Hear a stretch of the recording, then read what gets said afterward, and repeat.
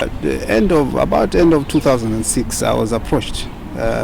By then, I think he was still vice president then. They approached me to say they want me to go and do a project in Mosu.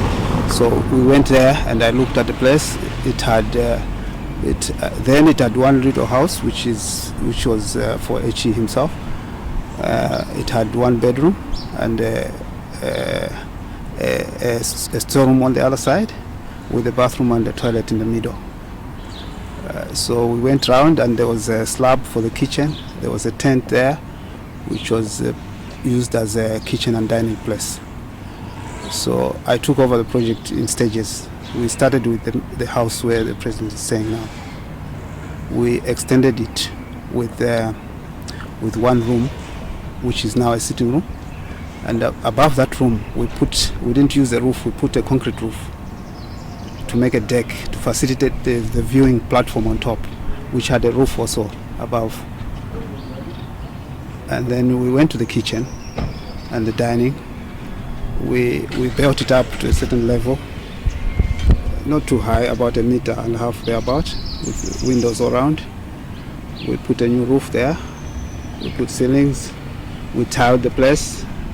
We tiled by then that house where H.E. is staying now had only windows without glasses, no doors, no what. So we plastered it, put in glasses, put in all the necessary finishes, the plumbing finishes, the electrical finishes.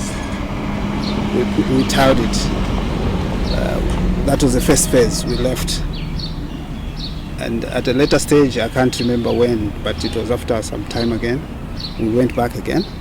I was approached and I went back again. We built, I think it's about 3 showers with the double showers in them, with water, connected with water. Because on the initial stage, we put up a tank with the water, with the steel stand, which is about, I think, 3.5 meters high, with a 10,000 liter water tank. We installed that ourselves, and we connected all the facilities to that water system, and we built a soakaway and a septic tank to facilitate for drainage. No. It was well, even me when I went in as just one of our clients, not as someone not using his position. I mean, he approached me as any other client would do. So I agreed. I said I can do it. I'm in the business of construction, so I'll take a job like that. Next to H.E.'s house, there is a house which I was approached by Margaret Khama to facilitate to build a house next to H.E.'s, which they were going to finance on their own as well. That's what you would call a bigger house around there. I think if someone went there and looked at the houses, that is what you would assume is the main house of the place. I wouldn't call it a tower. I would call it a viewing platform of some kind.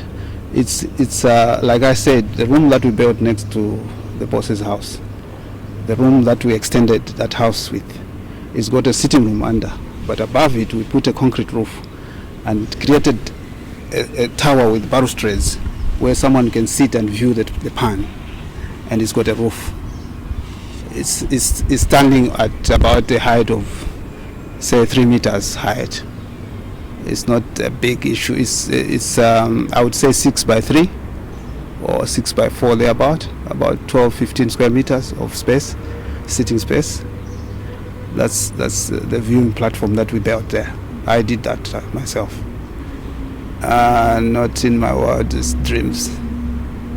I wouldn't. How would you describe it? It's a basic place where people go in once a year or twice a year. It's not used like on a daily basis, so I don't see how someone would put millions in that project. I don't see how. I'm just looking at it from my own point of view. It wouldn't strike me as a presidential palace or anything.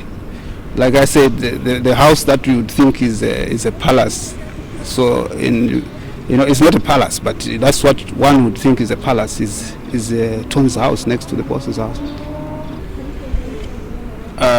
At the time we built it, I would put it around $500,000, thereabout, more or less, all the buildings, because the buildings are built out of blocks to start with.